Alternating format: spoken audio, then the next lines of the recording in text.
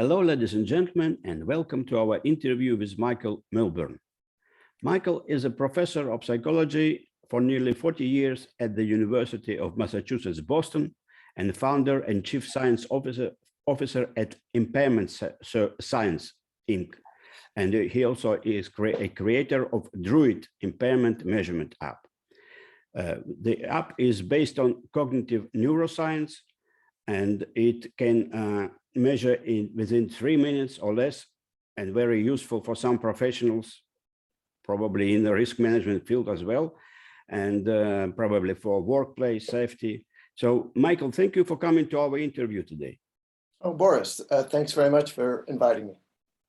Absolutely. So I believe with your large expertise and background, both in theoretical and application fields, we will have a very insightful conversation about your neuroscience research, and specifically about your app and how it actually can help many risk professionals in their work.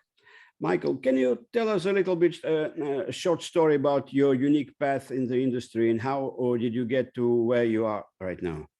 Oh, okay. Well, it actually kind of starts, both my parents had PhDs in psychology, and that was the kind of family business. So I ended up getting a PhD in psychology as well, with a specialty in research methods, measurement, and statistics. And then I was, as you say, I was a professor for 40 years, and then retired in 2015.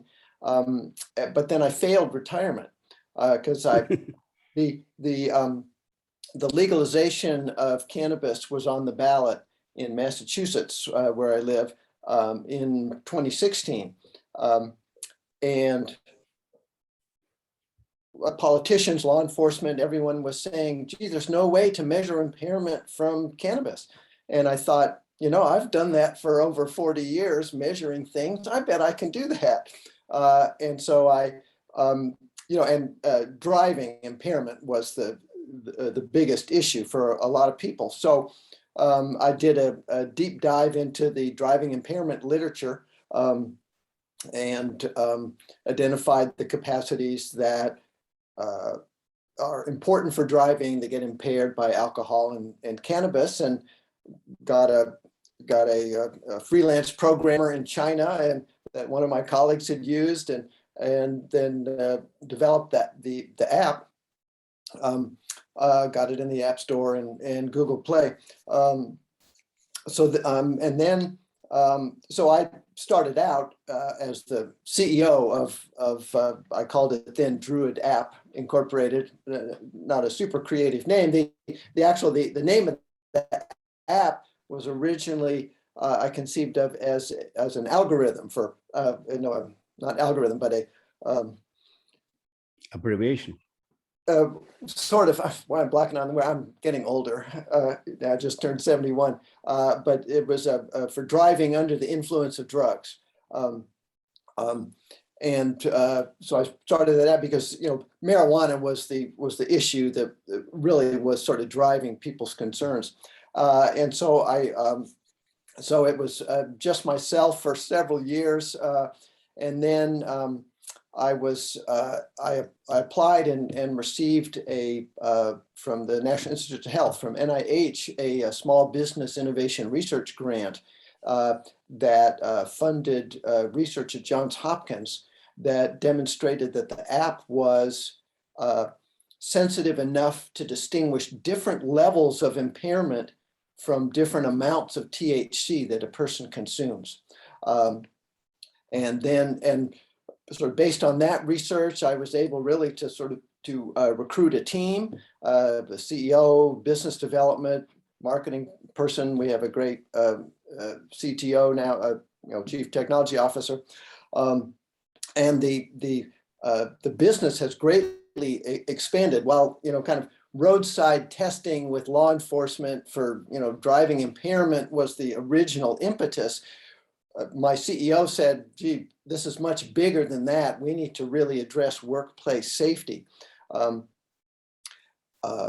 and he had we changed the name of the business to Impairment Science Incorporated. And now we have contracts with safety, in particular with Total Safety Consulting, that develops safety packages for construction companies. Actually, we have contracts with people around the world now. So Wow.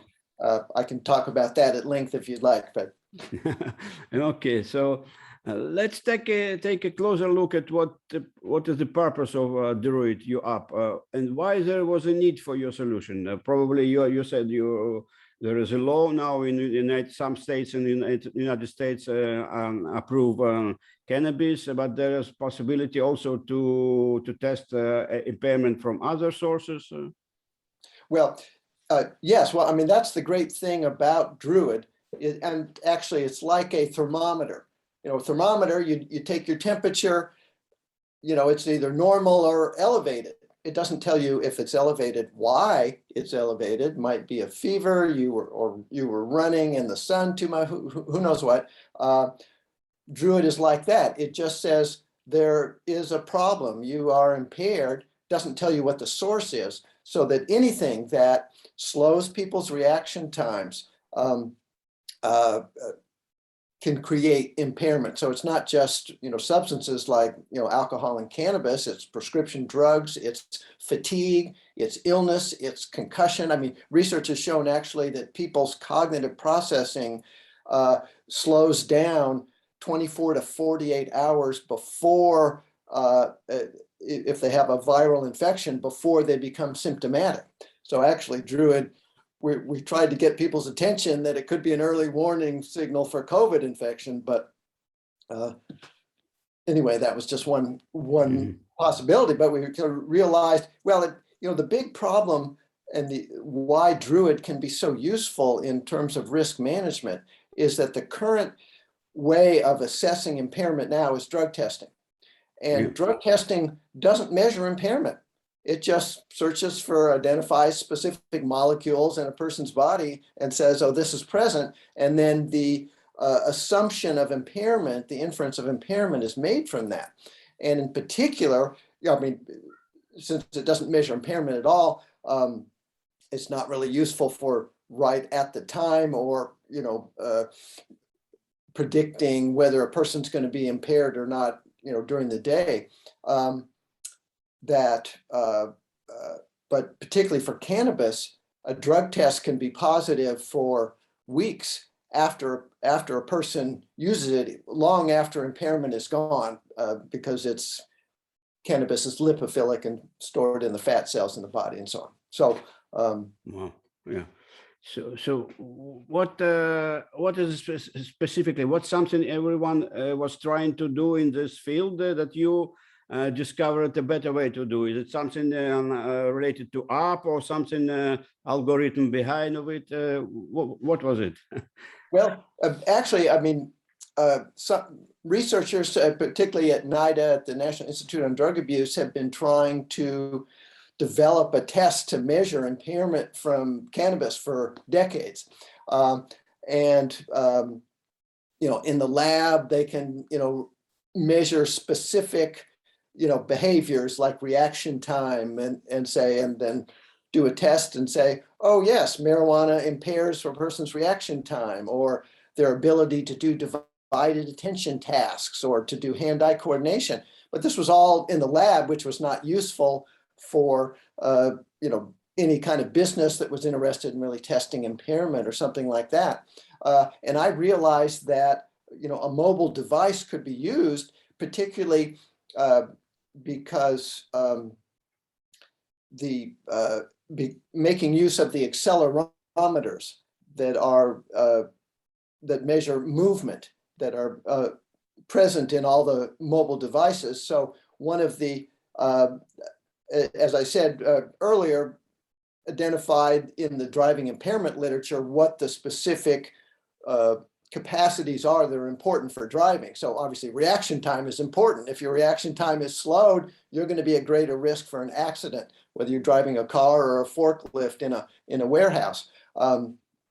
Also, hand-eye coordination.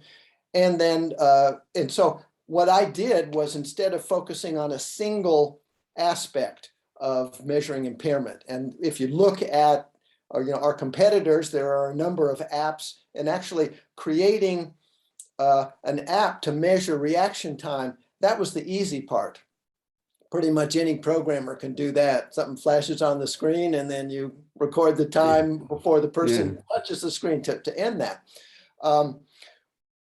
What I did was to create a sort of a multi-level app where we're measuring reaction time, hand-eye coordination, and we incorporated the single leg stand from the standard field sobriety test that law enforcement uses by the roadside to test for impairment. And that was making use of the accelerometer. So if a person is standing on one leg and holding their device, and if they're unsteady, they're going to be moving that device a lot. So we have, with respect to law enforcement, we now have an objective measure of impairment, whereas the standard field sobriety test is solely subjective. But the key element that I did, and it turned out my 40 years of experience in research methods, measurement, and statistics was the perfect skill set to develop Druid, because it generated hundreds of measurements that I was able to collapse into a single score that runs from sort of 0 to 100, mainly between sort of 30 and 70. The higher number, the higher level of impairment. And we've been looking at the sort of retest reliability, and the average difference in the scores is about 1 point, or actually less than 1 point, about 3/4, well, actually about half a point. We keep collecting more data. So I'm really excited about it. So it's actually work as a credit score for financial status. It works like a score for your physical visual impairment ability, right? Right, but it can change a lot faster than your financial credit score. Yeah, exactly. It's when you are in debt, it's kind of stay for years, but in impairment, probably it can go out of the status quite quickly, but hopefully it can measure the status right when the number of time lapse.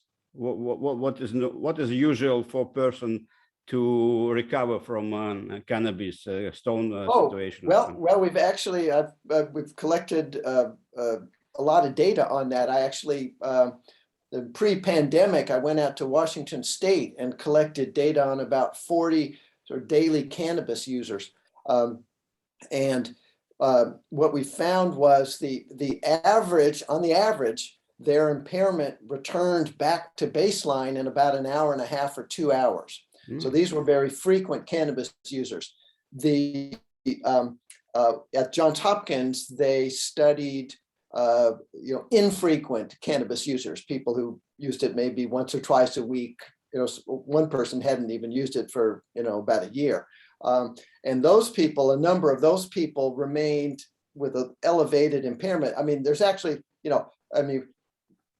what happens is, a person, uses cannabis and their impairment goes up, and then it goes down over time. And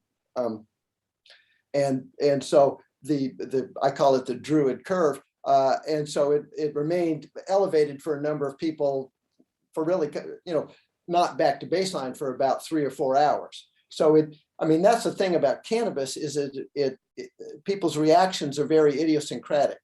So that some people can be affected a lot, particularly if they haven't had a lot of experience with it. Frequent cannabis consumers can develop, like medical cannabis patients, can develop tolerance to the effects so that they show very little effect. Actually, the data we collected in Washington, there were a few people who who didn't show any impairment at all. It was really quite dramatic. Okay. Interesting. So I would like to ask your personal opinion. What is a commonly held belief or misconception in your field of expertise, probably neuropsychiatry, what do you call it? Psychology, right? Yeah, well, go ahead. Oh yeah, sorry. What is a common misconception in your field of expertise that you strongly disagree with? Well, probably several points. Just about the time that I had received that grant from NIH, NIDA put out a request for proposals for people to develop an app exactly like Druid that would be open source and everyone could use it and so on like that. And they gave out, I don't know, $1 million or $2 to different neuroscience researchers, and no one could do it.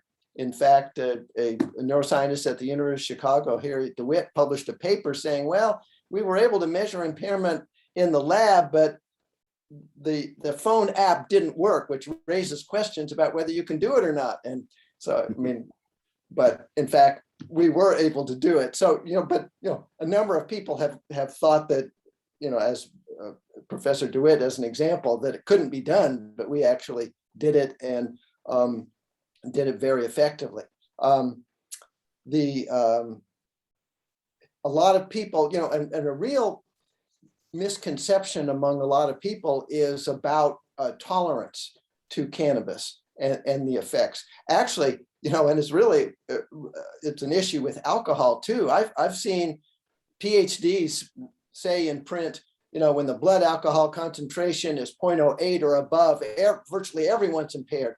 And that's not true. Actually, professional drinkers can develop tolerance to alcohol, and just the way opioid users can develop tolerance to that. I mean, this is a process of any drug. And in fact, I did research at some police academies where they brought in volunteers to drink alcohol at they call wet labs, and then the police cadets could practice the standard field sobriety test with actual drunk people. Police were telling me that some kind of alcoholic professional drinkers would practice the standard field sobriety test in bars, and so on, so they could, pass that test. And that's one of the real advantages of Druid that I've mentioned, that it's actually an objective measure of impairment rather than, and actually every time you do it, I mean, the standard field sobriety test as an example, it's the same every time. The walk and turn and touch your nose and so on like that can be practiced. Druid, the stimuli, shapes flash on the screen, a circle or a square. People have to touch the screen in a different place. That pattern is different every time. So there's no pattern that a person can learn. They're reacting anew to do it. And so what Druid does is offer actually a reliable measure of impairment that is almost impossible to cheat at. Interesting. So what do you think your app will go from now and to 5 years? Does it require FDA approval or some approval from kind of government agency? Well, FDA approval just means they looked at it. It doesn't look like it's going to be real harmful to people. And Druid is basically just a video game, and people stand on one leg. So obviously there's really no, well, as they say, minimal risk there. If they're not holding on to something, could fall over.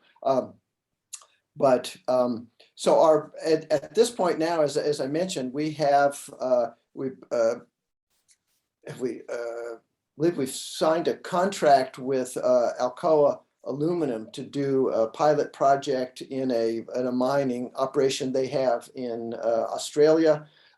We have a contract with the Grupo Modelo in Zacatecas, Mexico, the largest brewery in the world. And they've purchased actually 20,000 licenses for Druid that they're going to distribute on cards at roadside checkpoints and at bars and at restaurants, so people can download it for free and hopefully use it. When I first created Druid, I got and I was on the internet telling people about it. What I call serious stoners would say, "Oh, you're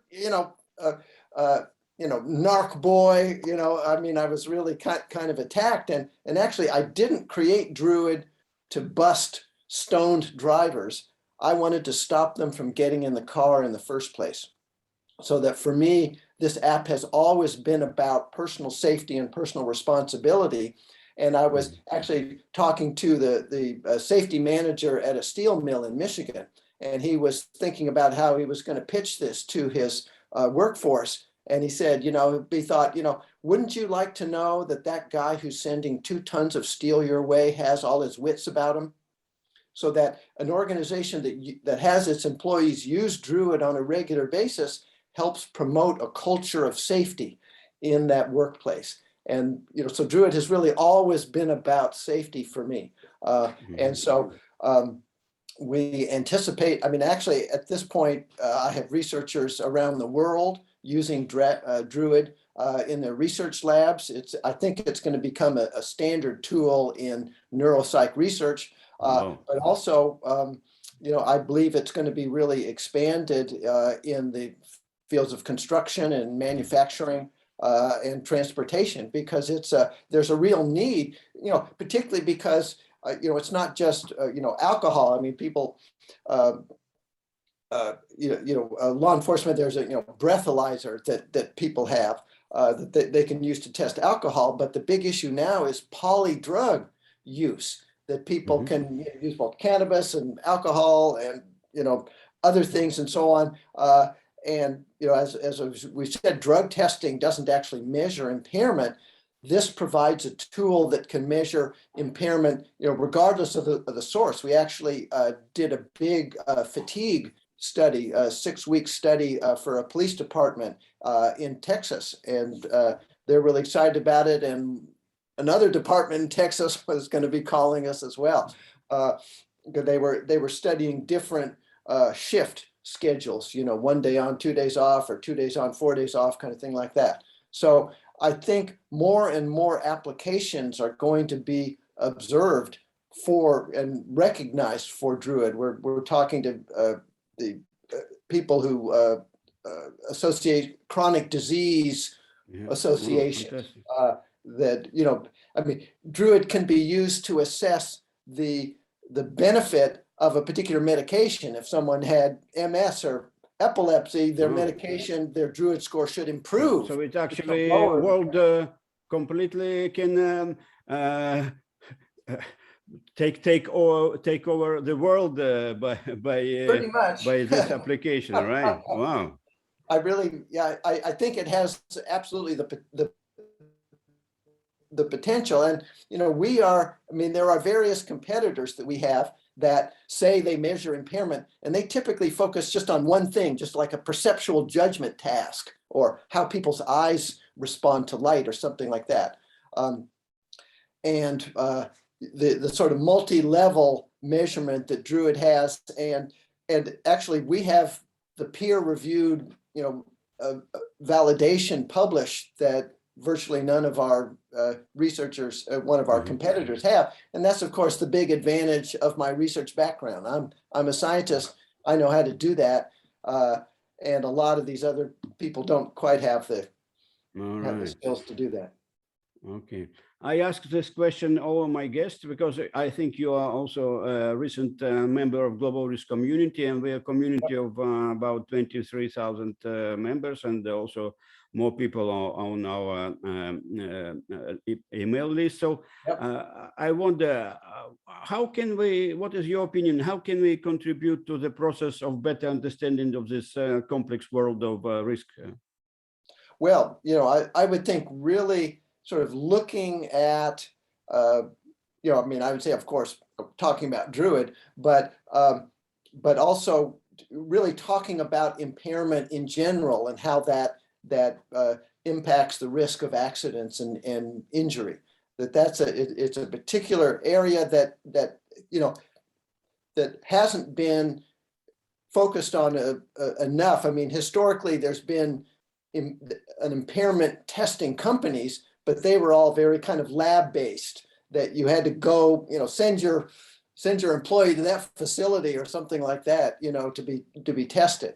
And now with new technology, I think really kind of embracing new technology, I think will be a major advantage as well. So just sort of expanding the discussion of impairment and how to deal with that, and how, and recommendations, so that, we've never imagined that, someone fails a Druid test and they get fired.